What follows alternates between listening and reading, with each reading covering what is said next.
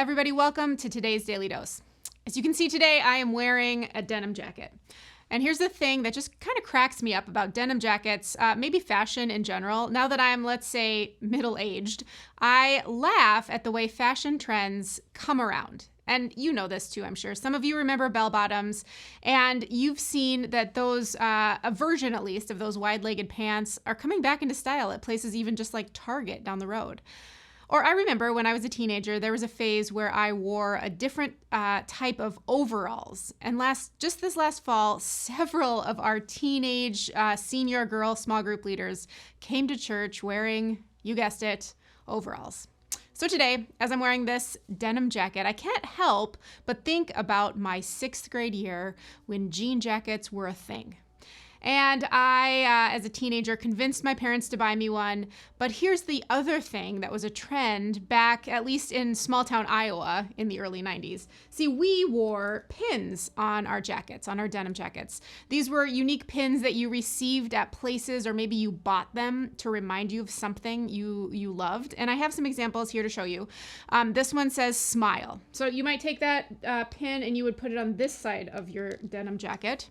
But here's the thing, that one pin, it wasn't enough. So you'd take another one, this one that you maybe got from the Hard Rock Cafe where you'd gone on vacation. That was really a big thing for a while. And you would put it on the other side of your jean jacket.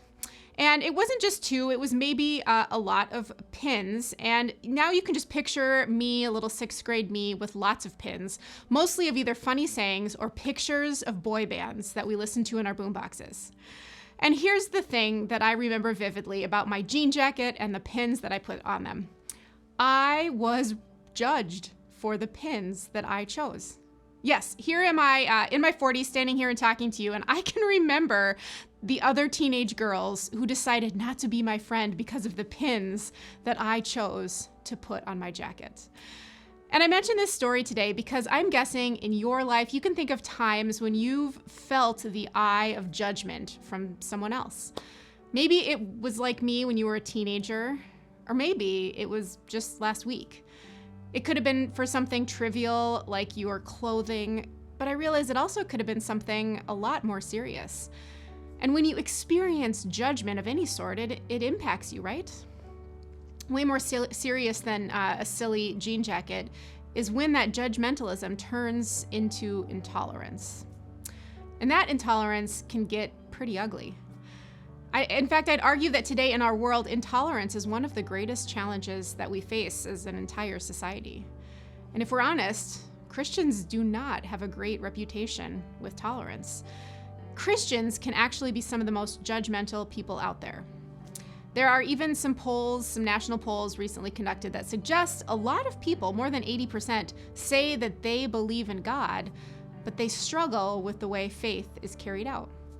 So, if we as a church are working to lead all people to a lifelong faith in Jesus Christ, how can we be the ones who hold up a mirror to those moments of intolerance when we're the ones passing judgment? Those times when Christians seem like the most judgmental of all.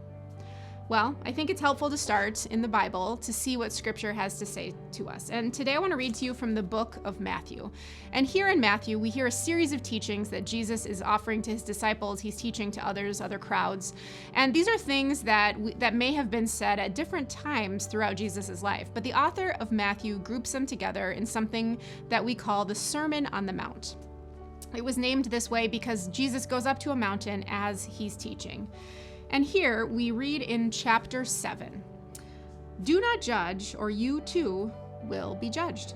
For in the same way that you judge others, you will be judged, and with the measure you use, it will be measured to you. Why do you look at the speck of sawdust in your brother's eye and pay no attention to the plank in your own eye? How can you say to your brother, 'Let me take the speck out of your eye,' when all the time there is a plank in your own eye? You hypocrite! First, take the plank out of your own eye, and then you will see clearly to remove the speck from your brother's eye." Sometimes I think we read this passage, or maybe others like it, naturally assuming that someone else has that plank in his or her own eye.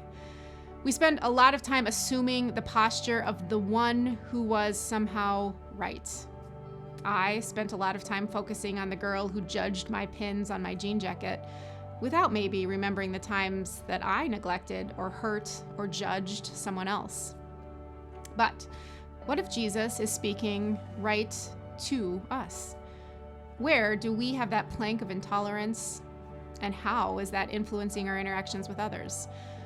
What if, in those moments of judgment when that seems to be the way we're tempted to go, what if we paused to pray something like this?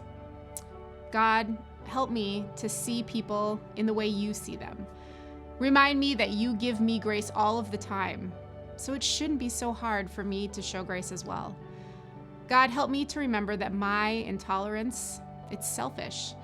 I could disagree with someone, but still treat them like the person who you created, knowing that they have pains and struggles just like I do.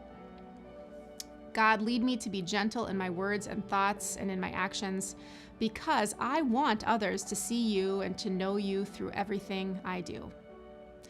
What if you made a conscious effort this week to try something just like that? And here's what I promise. I will do it with you. Thanks so much for watching the Daily Dose today, everybody. We're grateful you're here, and we would love for you to hit share so that someone else can maybe get a word of encouragement today.